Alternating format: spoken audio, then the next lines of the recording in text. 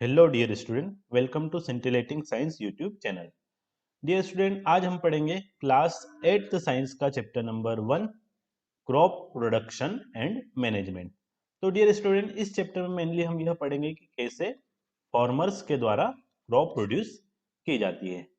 Farming एक systematic way में proper agricultural activities को इम्प्लीमेंट करके और साइंटिफिक टेक्निक्स का यूज करके की जाती है ताकि फार्मर्स को high amount of crop production हो। तो करते हैं वीडियो को शुरू। यदि आपने अभी तक हमारे चैनल को सब्सक्राइब नहीं किया है तो नीचे रेड वाला बटन दबाकर चैनल को सब्सक्राइब कर दीजिए and hit the bell icon so you will never miss any video from us. अब डियर स्टूडेंट, सबसे पहले हमारे मन में ये क्वेश्चन आता है कि what is the need of crop production. हमें क्रॉप प्रोडक्शन करने की जरूरत क्यों हुई? क्यों? बिकॉज ऑफ फूड, है ना। किस लिए? Food. Why? Food is one of the basic necessity of life for all living organism, है ना। फूड हमारे लिए क्यों जरूरी है?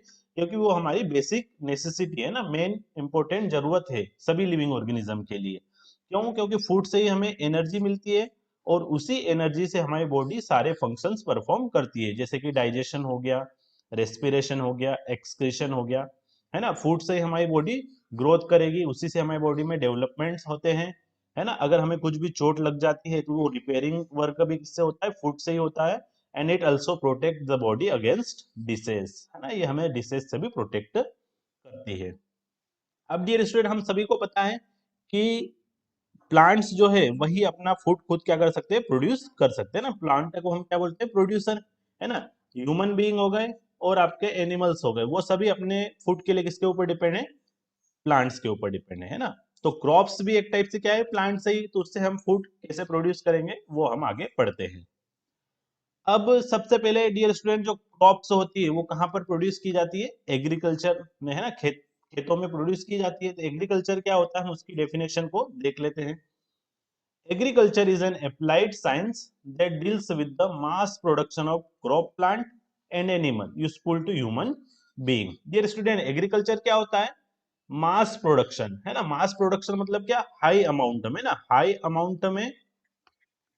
अमाउंट में किसका प्रोडक्शन करना? क्रॉप प्लांट का। देखिए, ये व्हीट क्रॉप हो गई, है ना, ये कॉटन क्रॉप हो गई। तो हाई अमाउंट में क्रॉप प्लांट का एंड एनिमल्स का। एनिमल्स मीन्स क्या? एनिमल प्रोडक्ट, है ना। जैसे आपका मिल्क हो गया, है ना, मीट हो गया, एग्स हो गए, ये सब भी हम फूड की तरह यूज करते हैं। तो हाई अमाउंट में क्रॉप प्लांट का एंड एनिमल प्रोडक्ट का प्रोडक्शन करना ही क्या होता है? एग्रीकल्चर होता है। ठीक है, आपको समझ में आ गया होगा एग्रीकल्चर की डेफिनेशन क्या होती है। ठीक है, आगे हम देखते हैं। अब डियर स्टूडेंट, क्रॉप क्या होती है उसकी डेफिनेशन हम देख लेते हैं ना। क्रॉप्स क्या होता है? Plants of the same kind grown at one place on large scale is called a crop, है ना। सेम काइंड के प्लांट्स को, है ना, कैसे? सेम काइंड के मतलब एक ही टाइप के प्लांट्स को लार्ज स्केल पर ग्रो करना ही क्या होता है? क्रॉप। जैसे देखिए, एग्जांपल के लिए कॉटन, सभी यहाँ लार्ज स्केल पे देखिए, इतने बड़े खेत में सभी प्लांट जो है किसके हैं? वो कॉटन के। तो ये आपकी क्या हो गई? कॉटन क्रॉप हो गई। ठीक है, ऐसे ही यहाँ पर सभी प्लांट किसके हैं? व्हीट के। तो ये आपकी क्या हो गई? व्हीट क्रॉप हो गई, है ना। क्या हो गई? Wheat crop. तो आ गया होगा आपको समझ में कि सेम काइंड के प्लांट्स लार्ज स्केल पर ग्रो करना ही क्रॉप होता है।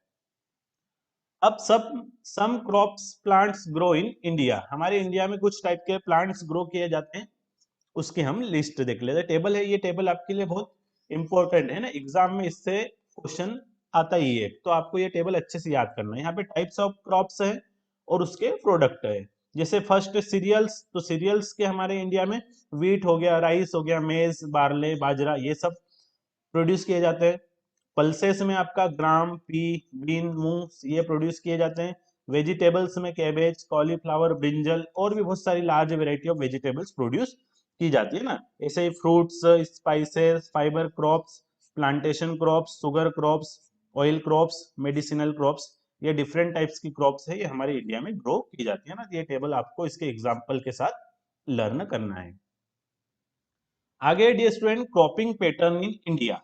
ठीक है, अब हमारे इंडिया में डिफरेंट टाइप्स के क्रॉपिंग पैटर्न फॉलो किए जाते हैं, उसको हम पढ़ते हैं। अब डियर स्टूडेंट, आप सभी को पता है कि हमारे इंडिया क्या है? बहुत बड़ी कंट्री है ना, वास्ट कंट्री है। Rich variety of crops grow की जाती है, अभी हमने टेबल में देखी है ना, डिफरेंट टाइप्स की क्रॉप ग्रो की जाती है डिफरेंट पार्ट ऑफ कंट्री में, है ना। यहाँ पर जैसे नीचे अलग टाइप क्रॉप्स ग्रो होगी, यहाँ पर अलग होती है, यहाँ पर अलग, है ना, यहाँ पर अलग, और इस पार्ट में सभी जगह अलग अलग होती है। क्यों? क्लाइमेटिक कंडीशंस की वजह से, है ना, जैसे कि टेम्परेचर हो गया, ह्यूमिडिटी हो गई, रेनफॉल हो गई, ये सभी जगह अलग अलग होती है। कहीं पर ज्यादा होंगे, कहीं पर कम होंगे, कहीं पर मॉडरेट होंगे, तो उसके अकॉर्डिंग अलग अलग क्रॉप्स ग्रो की जाती है। बट इस सब डाइवर्सिटी के बावजूद भी ओनली टू टाइप्स के क्रॉपिंग पैटर्न क्या होते हैं, फॉलो किए जाते हैं हमारे इंडिया में। कौन कौन से? खरीफ क्रॉप्स और रबी क्रॉप्स। तो अब हम इनको देखते हैं डिटेल्स में। तो देखिए, ये क्रॉप्स दो टाइप से हम इसको डिवाइड करते हैं ना, रबी क्रॉप्स में और खरीफ क्रॉप्स में, है ना। रबी क्रॉप्स ये आपके रबी क्रॉप्स है, खरीफ क्रॉप्स ये आपके खरीफ क्रॉप्स है। अब इनको हम डिटेल्स में देखते हैं कि ये क्या होते हैं। तो डियर स्टूडेंट, पहला है आपका kharif crops.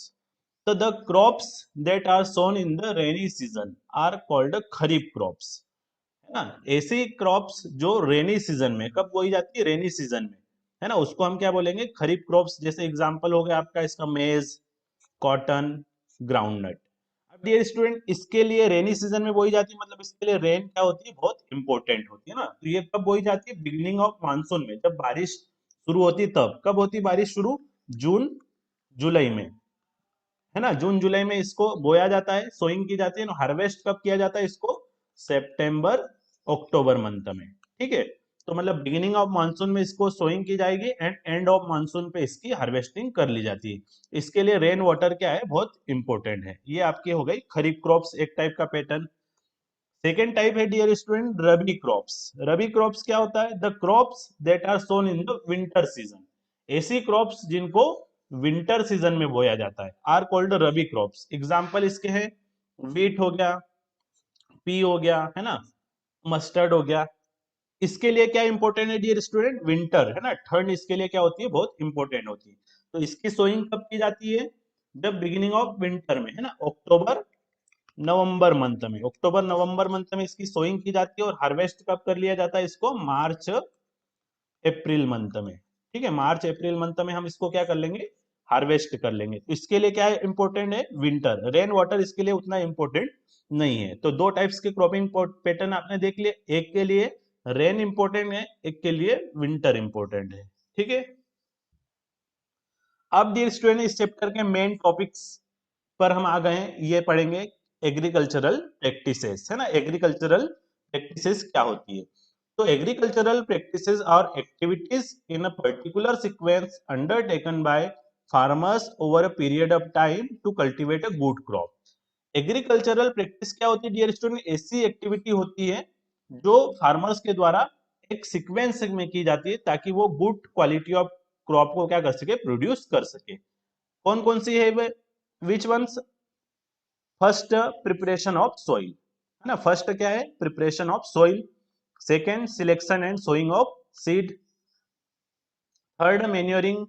Fourth, irrigation. Fifth, crop protection. Sixth, harvesting and storage. ये 7 स्टेप्स होती है जिसके द्वारा क्या किया जाता है? फार्मर्स के द्वारा क्रॉप्स प्रोड्यूस की जाती है। अब हम इस स्टेप्स को वन बाय वन डिटेल्स में देखेंगे, ठीक है। सबसे पहले हम पढ़ेंगे प्रिपरेशन ऑफ सॉइल को।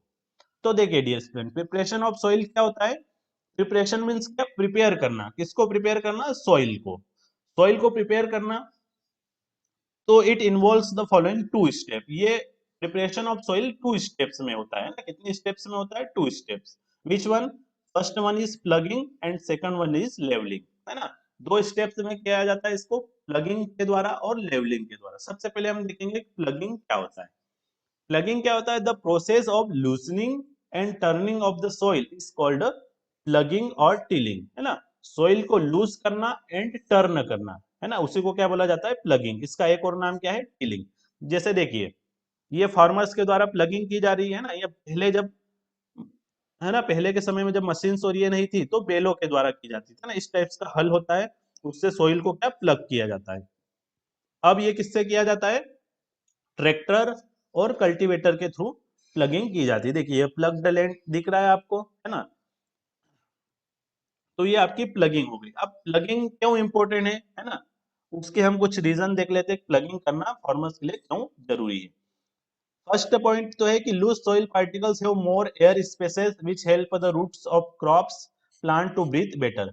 सॉइल जब लूज हो जाएगी तो उससे क्या होगा, स्पेस ज्यादा बन जाएगी एयर के लिए, और वो प्लांट्स की रूट्स को इजीली सॉइल के नीचे जाने में क्या करेंगे, हेल्प करेंगे। सेकेंड है, loose soil particles more water को होल्ड कर सकते हैं ना, जब उसमें जगह हो जाएगी ज्यादा तो वो क्या करेंगे, ज्यादा पानी को होल्ड कर सकेंगे।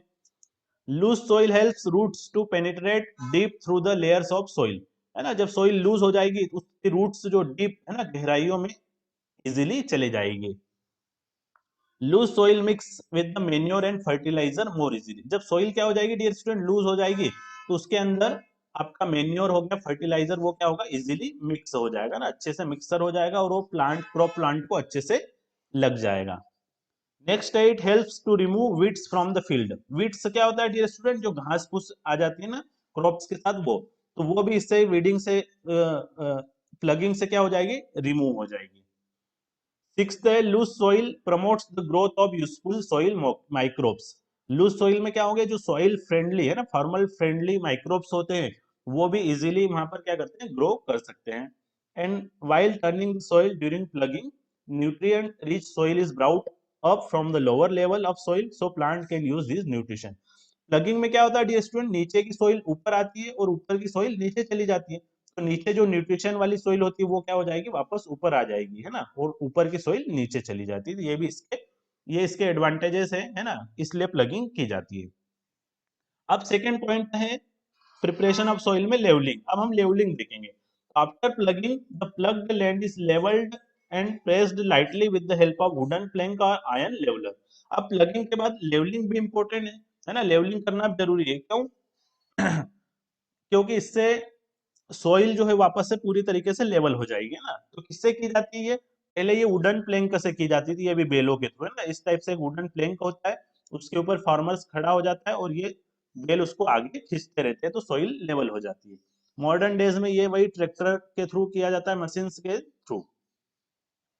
ठीक है, ये आपका फर्स्ट स्टेप हमारी हो गई, हमने सोइल को क्या कर लिया, प्रिपेयर कर लिया है ना। अब सोइल रेडी हो गई है, तो सोइल रेडी हो जाएगी तो अगली स्टेप में हम क्या करेंगे, सीड्स को सिलेक्ट करेंगे और उनको क्या करेंगे, बोएंगे। तो सेकंड स्टेप क्या है, selection and sowing of seeds.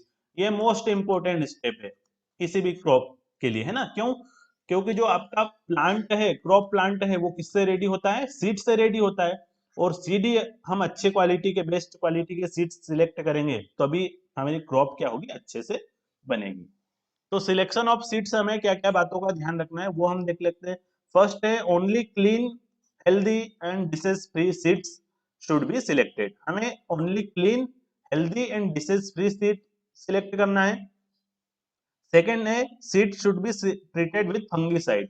Seeds को हमें फंगीसाइड से क्या करना है, ट्रीट करना है, ताकि उसमें जो भी फंगस अगर मान लो हो तो वो क्या हो जाए, मर जाए ना, उसको हमें किल करना है, उसके बाद ही उसकी सोइंग करना है। तो ये आपका हो गया सिलेक्शन ऑफ सीड्स। अब हमने सीड्स को क्या कर लिया डियर स्टूडेंट, सिलेक्ट कर लिया है। अब हम क्या करेंगे, सोइंग ऑफ सीड्स।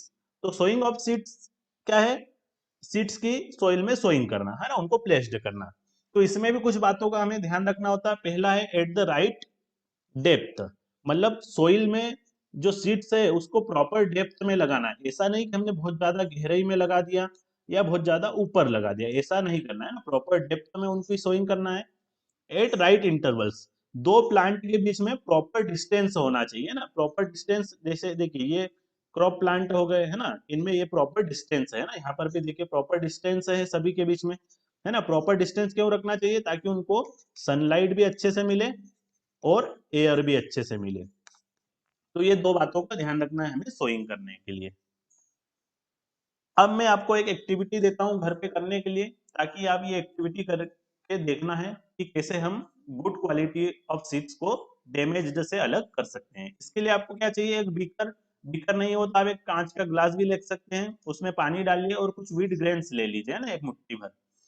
और उस ग्लास में पानी भर के आपको क्या करना है, सीड्स डालना है और उसको स्टीयर करना है अच्छे से, है ना, और कुछ देर के लिए रख देंगे। फिर हम थोड़ी देर बाद आफ्टर सम टाइम हम देखेंगे कि जो कुछ सीड्स है वो उसके नीचे बॉटम में चले जाएंगे और कुछ सीड्स जो है वो ऊपर तैरते रहेंगे।